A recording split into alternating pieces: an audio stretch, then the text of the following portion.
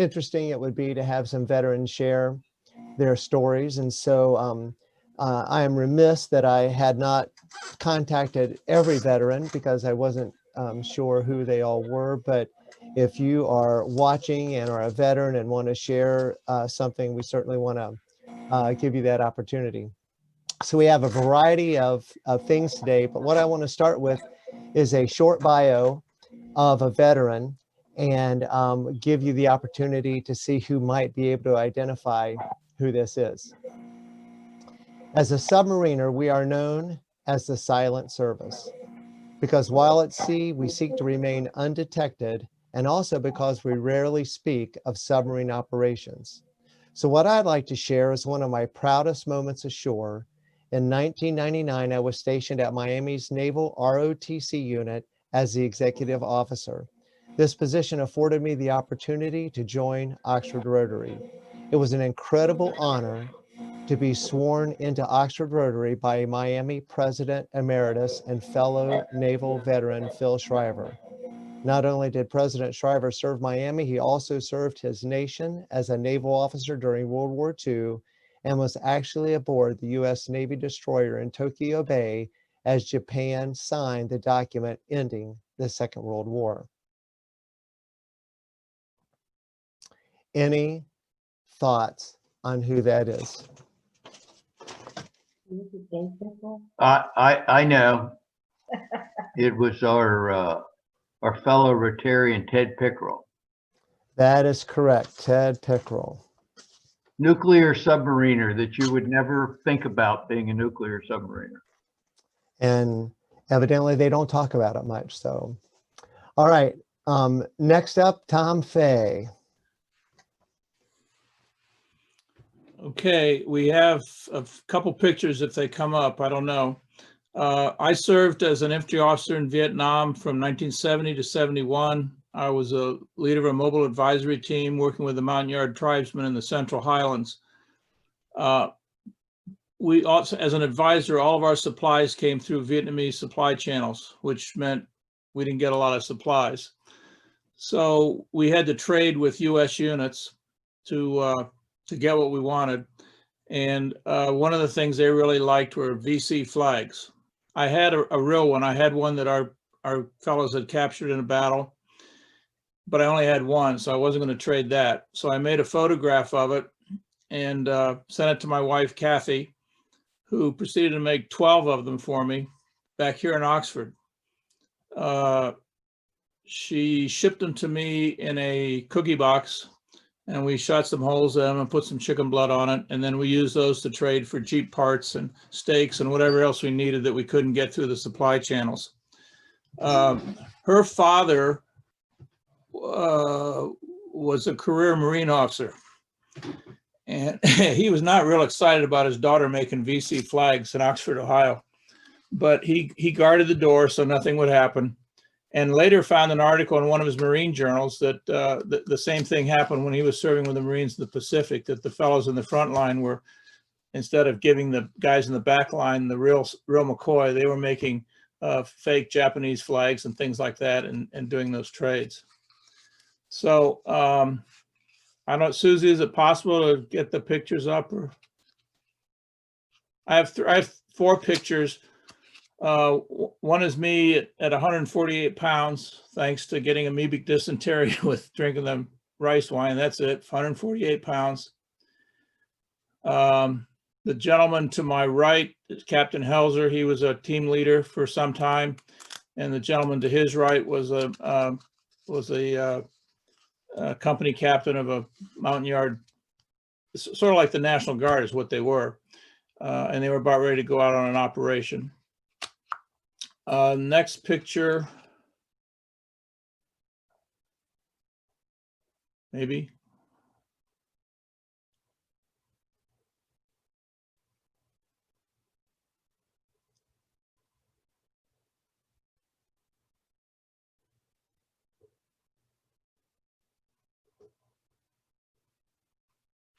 Well, there are 3 other pictures. One is of me holding the flag. Looks like I'm not wearing any pants, but actually there we go. Yeah, there it is. That's me. I am wearing shorts. That was the original for real Viet Cong flag, which we never traded because that's the only one we had. But that was the one that was used to make the 12 fake flags that we used to get our supplies. Then the next picture. So I've been lucky to be a part of a learning and retirement program. There are 5 of us that talk about Vietnam. 3 of them are Air Force officers. One of them used to fly jets. And then there are 2 of us that were in the infantry. And when you come up with somebody who used to fly a jet, it's pretty tough to come up with anything that's very exciting. So I always bring this up. Did you have an elephant? And this elephant belonged to a Vietnamese, actually it was a contractor. It'd be like Messer Construction. If you owned an elephant, that was a big asset. And I never rode one. I had the opportunity to, but I wasn't that brave. But I do remember sitting while my guys were out running around out looking for the bad guys, reading a book, and all of a sudden the ground starts shaking, and this deer goes flying by, followed by a mountain yard on an elephant with an M16 machine gun trying to get their M16 trying to shoot the deer. So that was kind of exciting. And then the 4th picture. Okay, that's my background right now. This was taken at the foot of our hill. It was during an operation. We were going to an area called Happy Valley, and those are the that actually is not. Those are not the National Guard. Those are the ARVN forces that were going down there, and they were being airlifted in. So those are the pictures. So anyway, I just thought I'd share a few photos, and my funny story would be the one about the flag. You still have the flag? Where did that end up? I left it. I left the flag. I figured whoever came behind me would maybe need it to, have a nice meal. I don't know what they were going to use it for, but I didn't bring it back. All right. Well, thank you. This is Lee. I've got one hanging up in my office. You can come over and reminisce anytime you want. That's all right. One's enough. Okay, so I have another bio for you.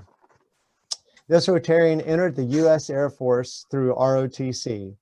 As a cadet major, he was the commander of the university's Joint Army Air Force Marching Band. Upon entering a Bachelor of Science in Physics, he reported for active duty as a space weapons officer. His assignments included duty at the Space Defense Center inside the secret underground NORAD Cheyenne Mountain Complex in Colorado Springs, a tour in the Middle East collecting scientific and technical intelligence on Soviet space and missile systems. At headquarters, NORAD Aerospace Defense Command, directing the tactical operation of the sea-launched ballistic missile, detection and warning system, and as a co-author of the U.S. Air Force's Master Plan for Space Surveillance in the 1970s. In addition to the National Defense Ribbon, he was awarded the Outstanding Unit Award, the United States Air Force Commendation Medal, and the Meritorious Service Medal. Upon completion of this 4-year commitment to the Air Force, he continued working for the same Air Force division, doing essentially the same work, but as a civilian operations research analyst. That led to his service to the nation as a strategic planning officer for the Technical Intelligence Sensor Acquisitions at the National Air and Space Intelligence Center at Wright-Patterson Air Force Base. And he also saw service at other national intelligence collection agencies in the greater Washington, D.C. area. Ralph Katowski. So Ralph, it is Ralph Katowski, and he has some information to share with us about his time at NORAD.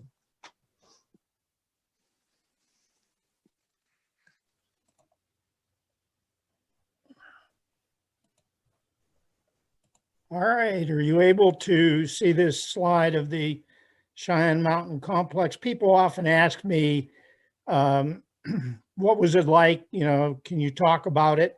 I can now, many years later, but this is a depiction of the parking lot area let me change my pointer here. There we go. The entrance here. The Colorado Springs was 6,000 feet elevation roughly, and the parking lot here is 7,200 feet. So you drove up a winding road to get up to the parking lot. The complex itself is, the mountain is 12,000 plus feet high, so it was under a mile of granite. And as you drove up the road, you were under surveillance the whole time. And just wanted to point out the bottom words here on the sign: use of deadly force is authorized to anybody caught there. This would be the entrance to the tunnel back in the day that would lead you to the underground complex. The tunnel itself just doesn't go into the mountain, but it goes through it. And the tunnel is the shape of a boomerang. This end is fairly round. The other end is tall like a crevice tool for a vacuum cleaner. And the reason for this geometry is so that if somebody, a foreign power, were to set off a nuclear device in front of the mountain, the pressures would be directed through the boomerang tunnel and out to the other side. And at the apex of the boomerang is the actual complex. For the most part, we rode in buses, unless you were a flag officer, a general or admiral. They had golf carts. Some days we just walked in. The complex was built in the 1960s. During my time, there were 3 buildings underground there. Now there are 12. You can see 3 stories of one building here. They all sat on springs, a little better picture later. And I should point out in the upper right corner, there are 2 lakes, one 3 million gallons, one 5 million gallons. One has fresh mountain spring water, the other holds diesel fuel. Here's another picture of one of the 3-story buildings being built back in the 60s. 6 diesel generators. As you'll see, there's a sign that says, "Without power, we're just a cave." So let's go inside the complex, kind of as it was in my day. The ceiling was just pure rock with thousands and thousands of bolts epoxied in it. Water leaked down, and you could either walk down the sidewalk or take the bus in. There was a turnaround for the bus, and then you came to the blast doors that led to the complex. Each door was 3 feet thick, solid stainless steel, 80 tons. And these were the pins that went out through the side into the wall here. There was an outer door, and let me move my mouse, and then an inner door. And only one was open at a time generally. There were a lot of maintenance issues. So over time, because it only takes 30 seconds to close the door, they would leave them open, figuring they would have at least 30 seconds warning. I had a commanders conference for all the commanders of the sea-launched ballistic missile detection and warning system. Took them up to the mountain one evening for a tour so they could see where their systems reported. And we were under only one door at a time operation. And we got inside, closed the outer door, and the system failed. And there we were stuck between the chambers for just about an hour, which was an interesting episode. There you can see some of the springs, thousands of springs that the buildings are on. And they also are supported by shock absorbers to help dampen out any sort of rocking of the buildings if there were a nuclear event.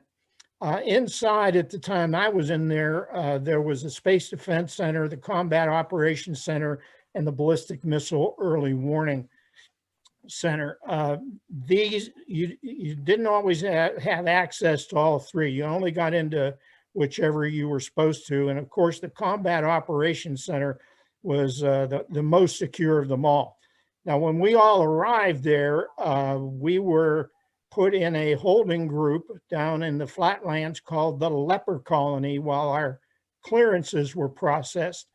You just weren't allowed in until they put all the finishing touches on your clearances, which included a visit to my grade school principal and a review of my grade school files, as well as visiting neighbors of my siblings, husbands and wives, and checking with them. Meanwhile, the general who commanded this, his wife said, you know, I think those wives would really love to see where it is their hubbies are going to be working.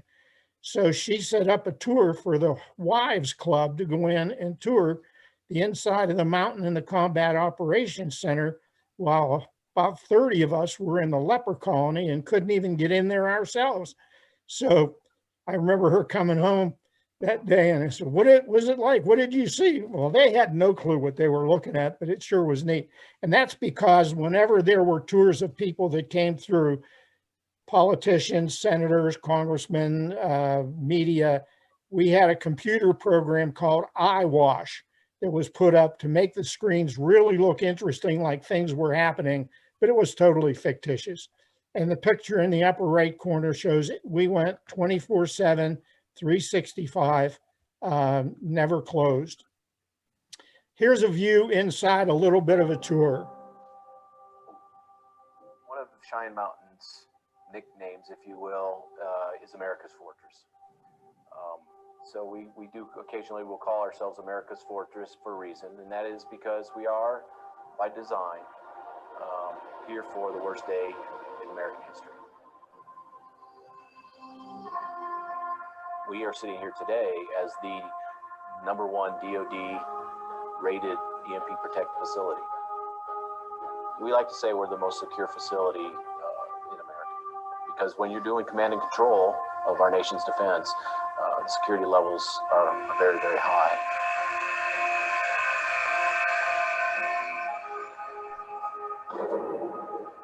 Hearing that thud of the blast door shutting, that leaves an impression on you that you're inside some place that not everybody can get to, and it's someplace important. So one of the ways I try to describe what Cheyenne Mountain is for, and really kind of an analogy that people can understand why it's here and what our mission is I equate it to the nervous system in the human body. If you sort of see satellites, ground-based sensors around the world, mobile systems that send us signals, all those hundreds and thousands of sensors around the world that send signals back to us to tell us about an airplane, about a missile launch, about stuff in space for our national defense. If you equate those to sort of the nervous system of our body, ground-based sensors, satellites are out there. They're going to be the first things that sense or detect something going on. Then they have to be fed somewhere. And so what Cheyenne Mountain really is sort of becomes the brain stem where all those nerves come into, similar to your body. We correlate that data so that it becomes a coherent message. And then we pass it on then to the decision makers, the national leaders of the United States, the president, the Secretary of Defense, the National Command Authority in the Pentagon. But before they get it, it has to be that correlated. So that's kind of where I look at it as sort of the brainstem of our nervous system.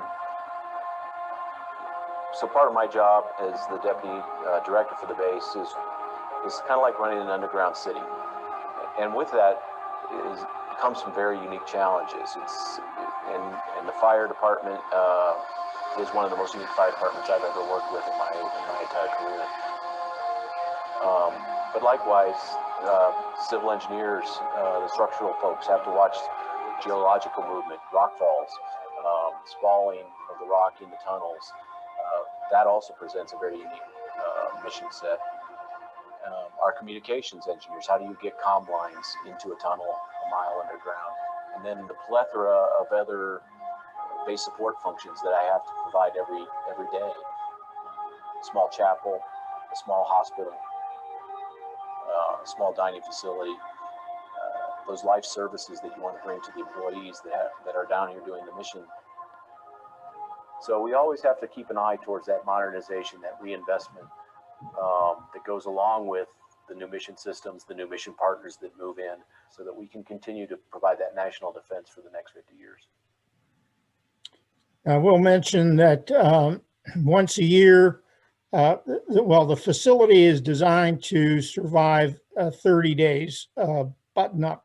And once a year, they would exercise it, and the rumor would go down that they're getting ready to do button up, which would be an unannounced, you talk about a lockdown, it was a lockdown. And so you informed your spouse that when you went to work that day, you may not be back for as much as 30 days if we went into button up. And you knew when it was about to happen, when it was imminent, when all the admirals and generals got on their golf carts and headed out, leaving the worker bees inside. And so it was supposed to have that kind of survivability. And so just wanted to close with this, pointing out that the ballistic missile early warning system had ground stations in Clear, Alaska, Thule, Greenland, and Findingdale's Moor and the United Kingdom. And they were all looking over the pole at the Soviet Union to detect of a ballistic missile launch. The problem is radars have only line of sight. So if here is the radar site and it's looking over the pole, it can't bend over, bend its beam over to see the missile launch. So in reality, when the launch occurred from the Soviet Union and it would follow this trajectory, it would be, 30, 40% along the way before BMUs ever detected it. And then it would track it and calculate the launch and impact points, send out a warning message, and it resulted in only 20 minutes of warning to our assets in the United States. And we were concerned about how could we provide better warning. And so the idea was, what could we do to be able to detect the launch itself if possible? So that time that in Los Angeles, when we did the study of the master plan, we came up with a satellite-based detection system. Now it can be told the Defense Support Program.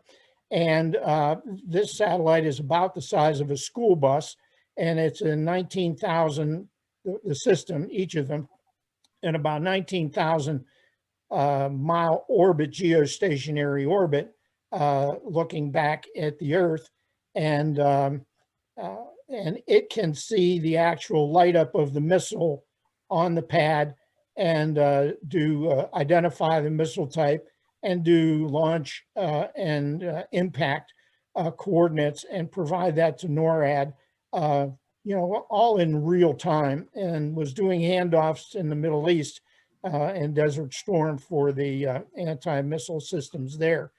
Now, back in the day, this picture itself was classified.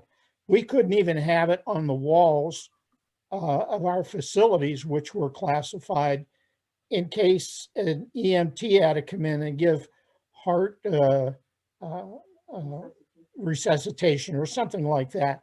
So the picture was classified. You can imagine my surprise when I walked into the Air Force Museum a couple of years ago, and in the Space Gallery, here was the prototype mock-up that fit the spacecraft to the sensor package. Of course, the solar panels are folded up here. And my jaw just dropped, because at one time this was very classified. It was a very successful program. And by the way, there's a Thor missile that I had one experience helping launch against a satellite, to shoot down a satellite. So my career with the military, or actually began as a civilian, I was in charge of the ground software support in a place called the Multi-Purpose Facility. So Defense Support Program, what's that? Multi-Purpose Facility, anything you want. So anyway, that was a great time to serve, and I really loved it. And I just want to say thanks to all the veterans, and thanks for the thanks. And that's it. Unless you have questions. No, that's fascinating. Anybody have a question?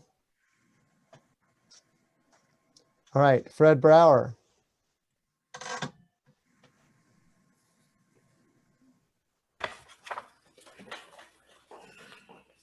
Okay, here we go. Well, exactly 20 years ago, our Rotary Club decided that we should give the veterans an opportunity to tell their stories.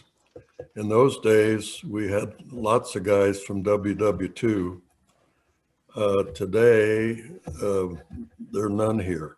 They're all gone.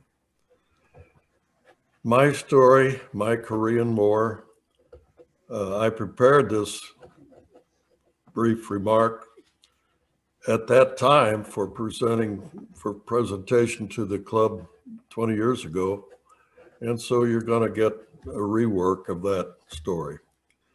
June 25, 1950 was the start of the Korean police action. It was not initially called war because America was not ready for another war. World War II had ended only 5 years earlier. The country was just returning to normal. Times were good. Vets were completing their education, raising families, building small homes, buying new autos. War was unwanted. My recall of this period is vivid because my Korean War started at a place that I still see regularly. I graduated from Miami University and received my commission as a second lieutenant in the United States Marine Corps. I reported immediately to Marine Corps schools in Quantico, Virginia, only to find 10 days later that all Marines were confined to base and preparations were underway for the Korean hostilities. 7 months later, upon completion of an abbreviated basic school, I arrived in Korea as a member of the 8th replacement draft. From the port of Busan, we were immediately flown north to the rugged mountainous combat area. There we found only small villages, previously destroyed by surging battles. Civilian adults were gone. Only bands of children remained just behind the combat area, where they survived only through handouts of food and clothing from the GIs. Temperatures ranged from 90 degrees in the summer to 20 degrees below zero each winter. We lived in holes in the ground made into crude bunkers or under canvas in the rear areas. How do you like that, Ralph? A little different than your situation. There was always the mountains to climb with 40 or 50 pounds on our backs, and then another mountain ahead. I was assigned to duty as a rifle platoon commander in the 7th Marine Regiment. My rifle platoon is made up of 1 officer and 40 enlisted Marines, and in combat normally has attached a machine gun section of 13 men for a total of about 55 personnel. It appears that each platoon is issued 1 man who is underage, underweight, but ready to fight. He immediately is nicknamed Chicken. One of ours came from Texas and could have passed for the famous Audie Murphy, the most decorated soldier in World War II. Chicken and I were wounded in the same action in August 1951, and I never saw him again. For others, I confirmed that he had half of his face blown away by an enemy hand grenade. For 40 years, I never retired without a thought of the men of my platoon, and particularly Chicken, a youngster whose life, if he had survived, was to be changed by war. I was immediately sent to recover on a Navy hospital ship. And what did I find but beautiful nurses and fresh vegetables? Well, I soon learned that the nurses were all picked off by the doctors, but at least I got the vegetables, which wasn't a bad deal. In 1993, our platoon gathered in Mobile, Alabama for the first reunion of our old Korean unit. Tears, tall tales, and fond memories were the order of the day. The grand banquet of the gathering was called to order by a short man in Western boots, a patch on one eye, and a face of scars. Chicken was our leader for the evening. Dr. Chicken holds a PhD and has served for an extended period of time on the faculty of the University of Texas. He still periodically has bone fragments removed from his face, but stands as my example of an American hero. Sometimes I wonder if the 35,000 American lives lost during the war made a real difference in the lives of the South Koreans. My answer was reaffirmed within the month as reports from communist North Korea notified the world of national starvation this month if support is not forthcoming from the free world. Democratic South Korea was the first in line with humanitarian aid. Signed, Fred Brower, November 10, 2001. That's the story. Very good. Thank you for sharing that. Okay, Lee Fisher.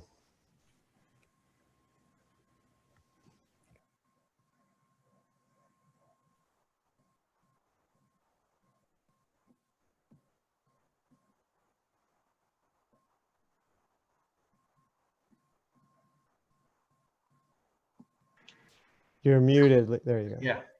Right. There I am at about 141 pounds, I think.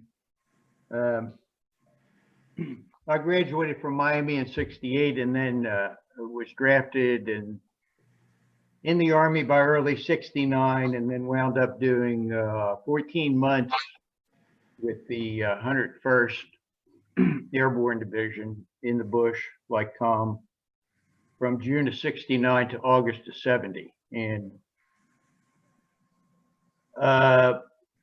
the letter I'm about ready to read you is from a newspaper series that I authored back in West Virginia for about 10 or 12 years, where I started interviewing veterans in the county in which we lived. And it was an enriching experience for not only the readers of my stories, but in many cases, I was sitting in front of men and women who had never told their story to anyone, really. Because I think in almost all instances, most veterans I've known are pretty humble about their experiences. And the letter I'm about ready to read you was a letter that I included in that series about me, because I was yelled at in convenience stores, when are you going to write your story? When are you going to write your story? So this letter I'm about ready to read you is a part of what are now the Lee and Rosemary Fisher Vietnam collection of letters in the special collections section of the King's Library. So it's a real interesting situation to be a piece of history where people are now writing stories about you. But Rosemary and I wrestled with these letters for a good, 30 years. They were still too emotional to read, but we carried them around in our life in a big box. And fortunately, someone from the university said, we'd like to have these letters. We'd like to have your letter. So if you get a chance when things open up, you can go over and look at the collection. This was a letter that I wrote actually to Rosemary on May 17, 1970. It says, "Dear Rosemary, the best thing I could have gotten for my upcoming birthday was the box of popcorn that came the other day. It was an instant hit with my squad and the rest of the company, because when we started popping it, people drifted in from everywhere. Guys that hated me yesterday suddenly became my friends. I'm still left behind because of being on sick call for almost 2 weeks. I feel badly about this, but the infection in my leg got too far out of control. I guess I should have called attention to it earlier. Then I realized that the wedding is only 3 months away, which it was, by the way, and that I'd better be able to at least dance. So I went, pulled down my pants, and I was run off to the infirmary at battalion headquarters. There were all kinds of wounds, diseases, and infections going on there. I was one of the lucky ones because I could still walk around. Everybody wants to know why everyone else is there. I guess that is the way it is in hospitals. One guy with a smile on his face who was in danger of losing his arm said that my leg looked worse than his arm. I told him that his eyesight was bad too. When I left, the docs were still undecided about his arm. He shook my hand with his good hand and wished me well. I did the same for him. I've been back for 2 days. The leg is much better. Everyone was glad to see me when I got back, and they said they were all still coming to the wedding. I told them that they at least had to take a bath before they came. I'm not sure that I can count on all of them to do this. A bathtub seems like a dream to most of us. One guy's girlfriend sent him some bubble bath a month or so ago. He hasn't had the nerve to write her back to tell her what a goofy idea this was. He tried to get it to work in the barrel we use for showers, but the bubbles never happened. It simply caused everyone to comment on how funny the water smelled. My squad ran into a problem while I was away, and I feel badly about this. But I try to keep my eyes on the fact that I only have 3 months to go. They finally agreed to give me a job in the rear for the rest of my time. That was great news. I think they must have gotten some direction from the medical guys about my leg and the risk involved if they sent me back out with my leg still bandaged. I might even be able to take a shower every day. I have to go see a medic twice a week until the end of the month. Zeke remembered that my birthday is on Memorial Day, and he was teasing me about being the old man of the group. Think of that, an old man at 24. I hope the rest of my life is a lot better with you than what I have experienced here. I'm sure it will be. While I was absent from my unit, members of my squad were shot down on May 9, 1970. Some survived and some did not. Michael Monroe Ussery of Brook Park, Ohio, flew into battle in my place on that day. My hope has always been that God was with him and others on that flight. Michael's heroism is commemorated on panel 10W, line 8 of the Vietnam Memorial. Think of him when you think you've had a bad day. That's it.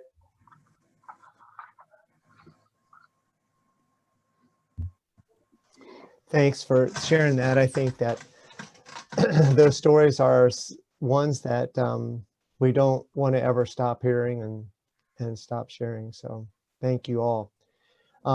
If there's anyone else who wanted to share something or had a question, now would be the time. Yes, Michael.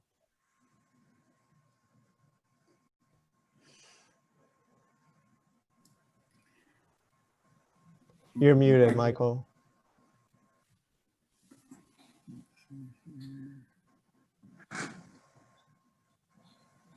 Mike, you muted. Okay, is that okay now? Okay. Yeah, I was just saying, thanking you, Lee, for sharing your experience. And you hit a soft spot in me because on May 5th, 1970 is where I lost my hearing in Vietnam, Laos area, a few miles north of where you were. But what I wanted to do is share a lighter moment in my military experience. And it has to do with something that they have in the U.S. Navy, which is midshipman cruises. And every year they send out the midshipments generally in their sophomore or junior, at the end of their sophomore or junior year, to the fleet.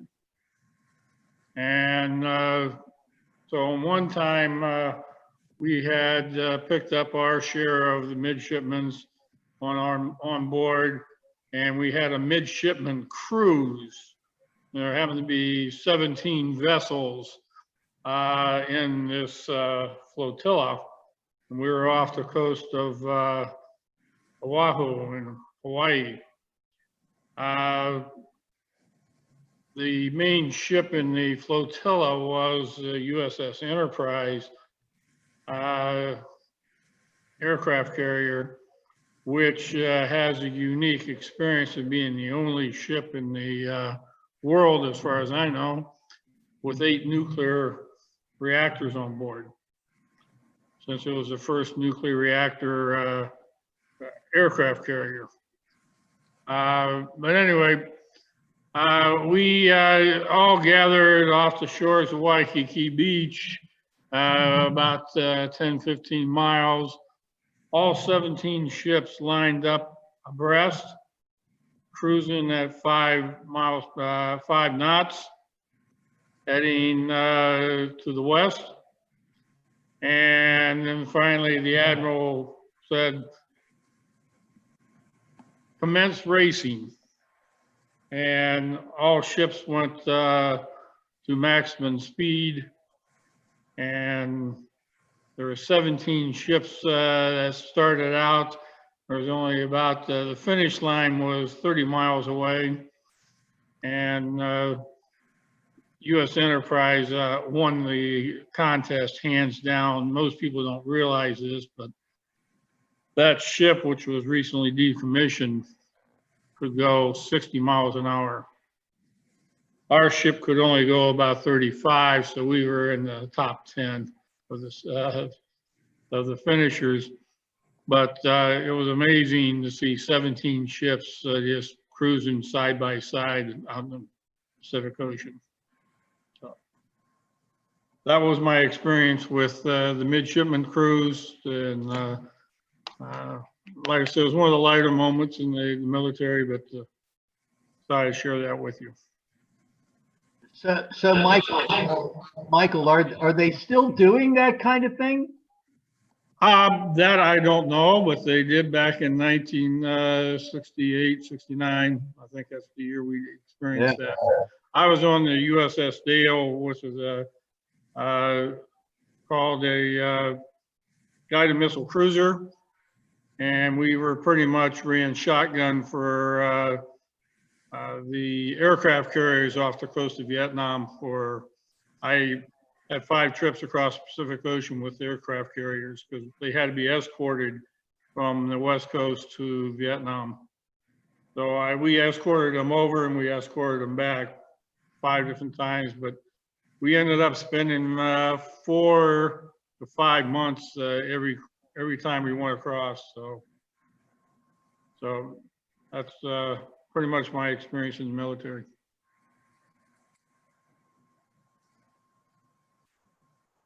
Any questions?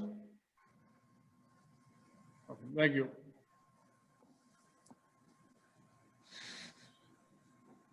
All right, well, that's concludes the program. So Dan. Everyone, let's give all of our presenters today a hand. Those stories were very moving, and I can't say enough. Thank you.